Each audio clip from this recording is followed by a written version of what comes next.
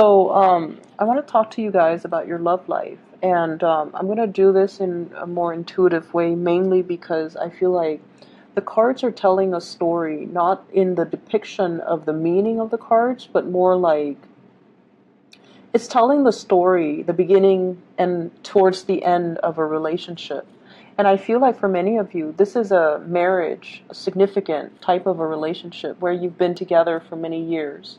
So it starts out here with the wedding, the coming together with the Four of Wands. And this is like you were very young. You were young and naive, and I almost feel like for many of you, you were like in your early 20s, very late 20s, getting into a situation with somebody. You had really, really high hopes, the nesting instincts. We're going to have a family, we're going to have children, everything is going to be great. And you were very, very starry-eyed, and you went into this with a lot of optimism. And the person that you're dealing with, I feel like they were able to match you. So whatever you're bringing to the table, like financially, they were able to match with what you're bringing. And I also feel like this is a blessed union. There might have been somebody that fixed you up. There might have been like a mutual friend, a family member, somebody that you trust. So because you trusted that person, you trusted the union, you trusted that everything was going to work out. And so you were like starry-eyed and very optimistic that this union was going to be the happily ever after. And then I also feel as well, we have the Ten of Cups. The Ten of Cups is a card about children sharing a blessed union with another person. You were very in love with this person, and they vice versa were very in love with you. And I feel like, the more we begin to move away from the first two cards, the more the differences become a lot more glaring. So it was a very ideal match, mainly because you saw the other person as your soulmate. You saw the other person as like, that happily ever after. This person is so much like me.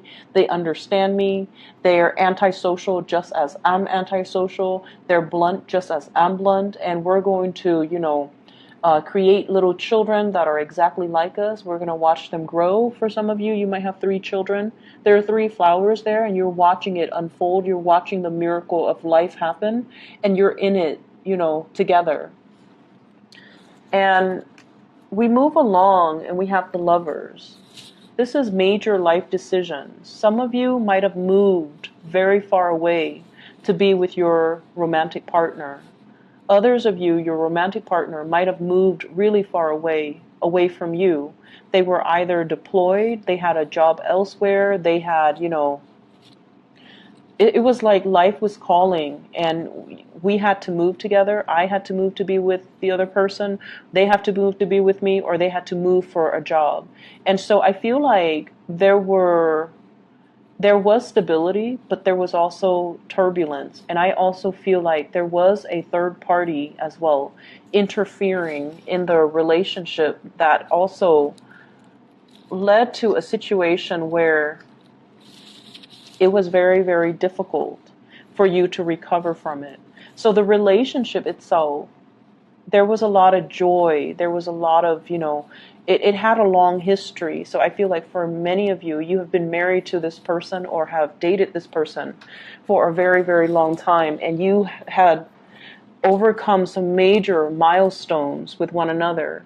So if you look at those masks, it's like one is happy and one is sad. So it's just like balancing out the good times and the bad times in this relationship.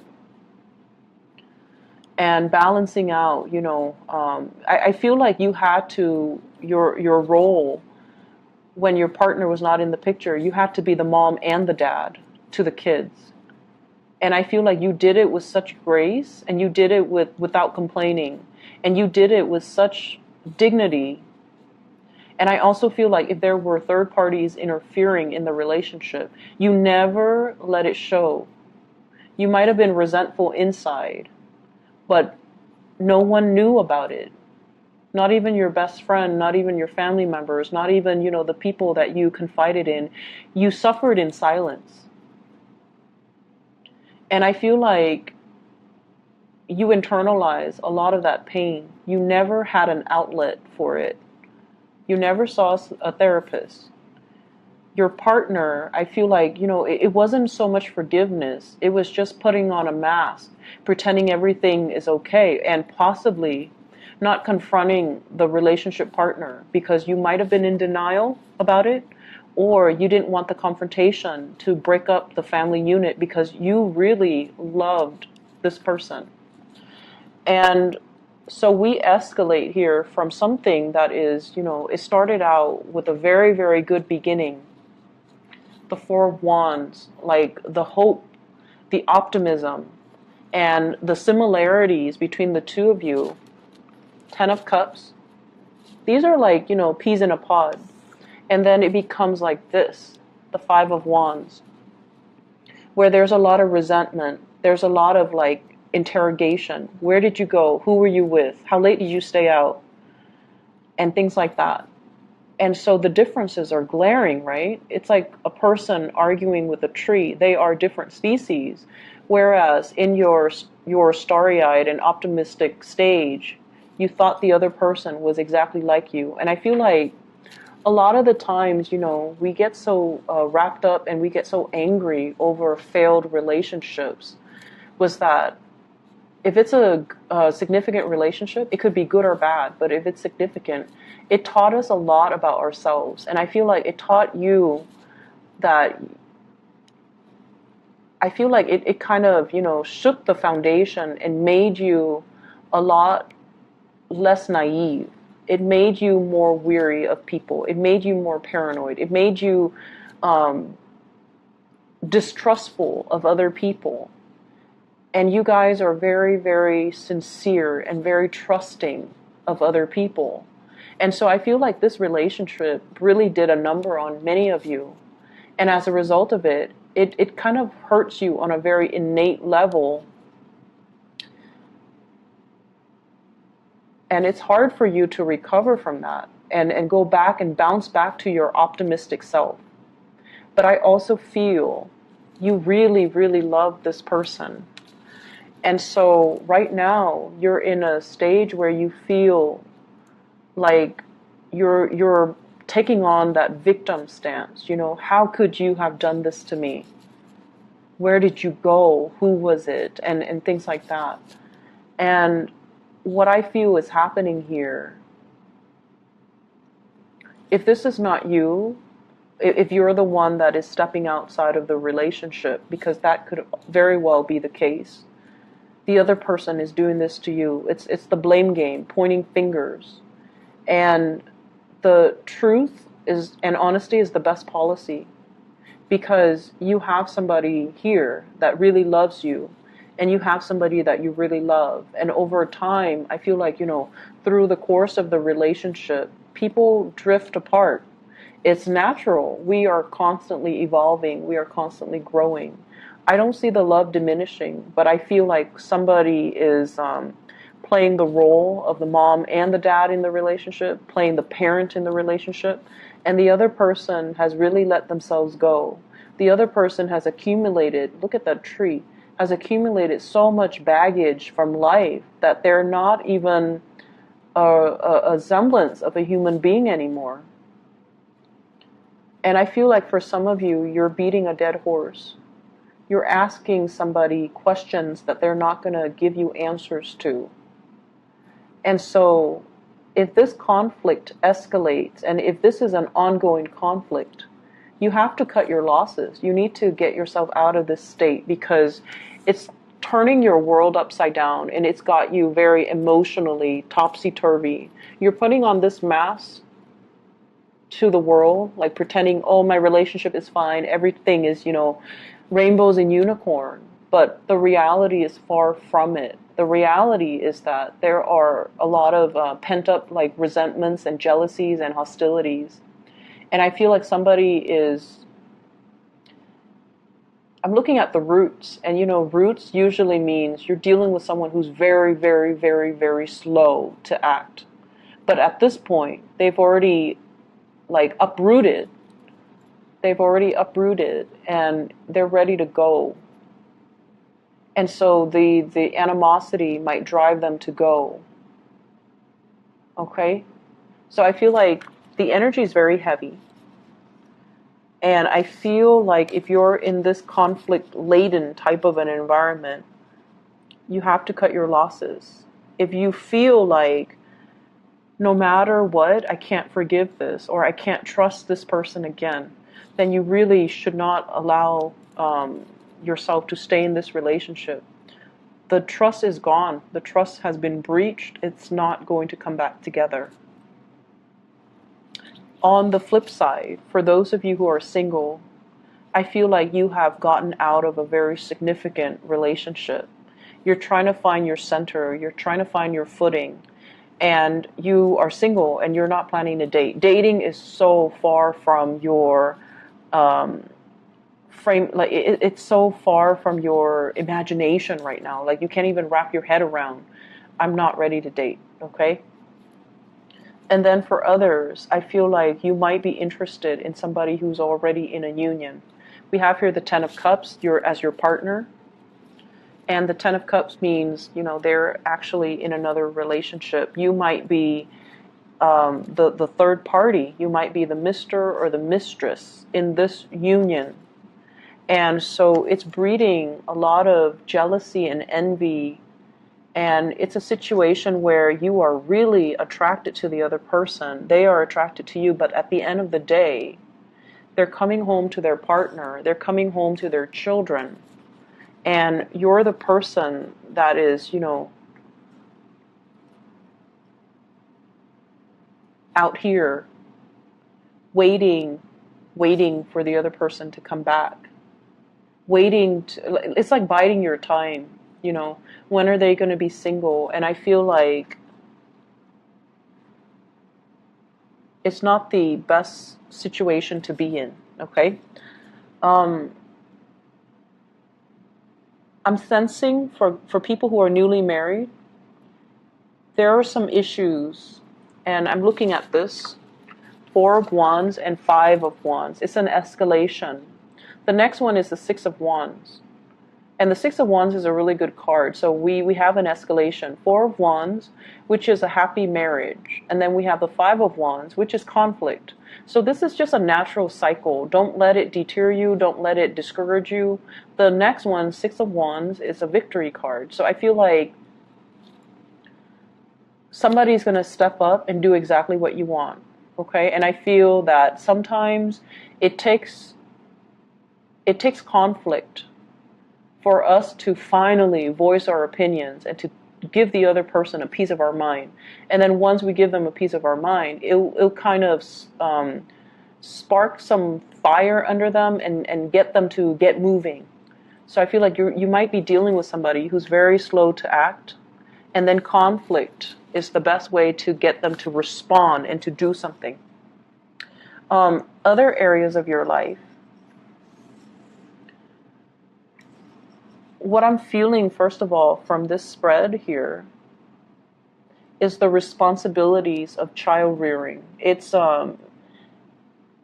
overwhelming, okay? Maintaining the household, cooking, taking care of the kids, busing the kids from childcare to soccer practice, to school, to babysitter, to the movies, and then taking the kids and all of their friends, to sleepover, to monitor, to go to school dances, like all the responsibilities of child rearing is becoming a lot more overwhelming. I'm also seeing as well the partner. So, whenever we have kids, and I can't, I've heard it from other people, but I can't really attest to it. I don't have children. But I feel like somebody feels neglected because now all the attention is on the children.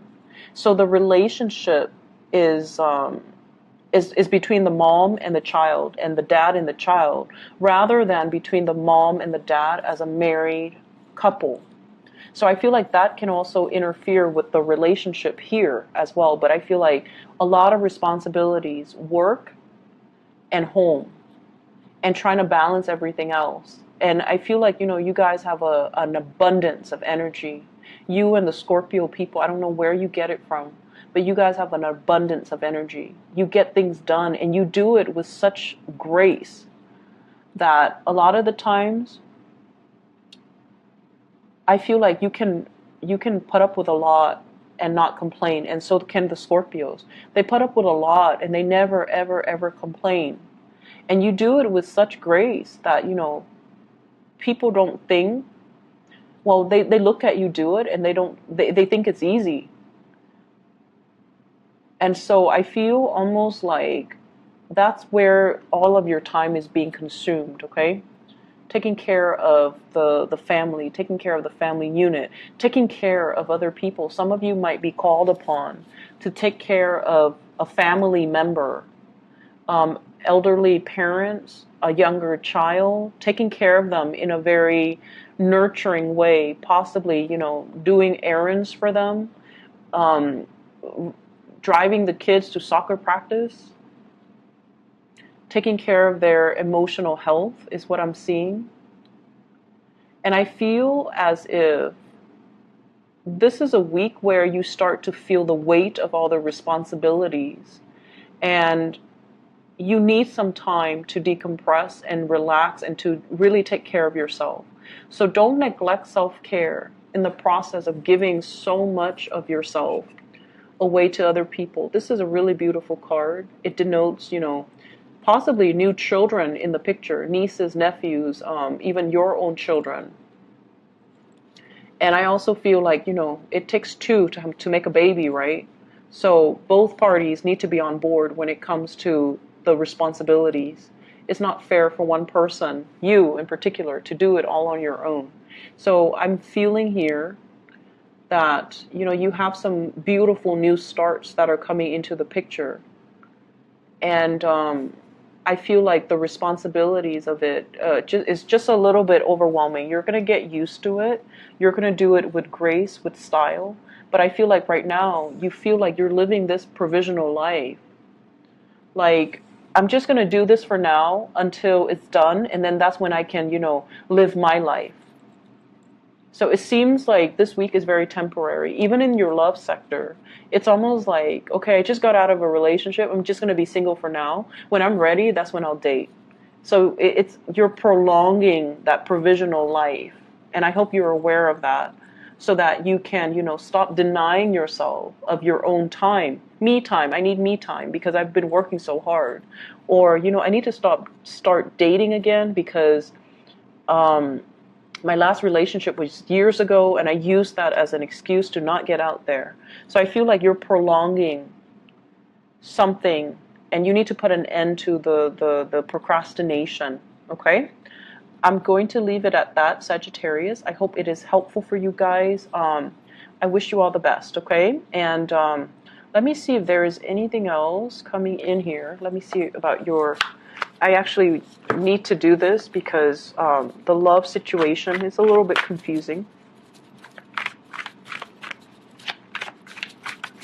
What is Sagittarius's advice for love for this week?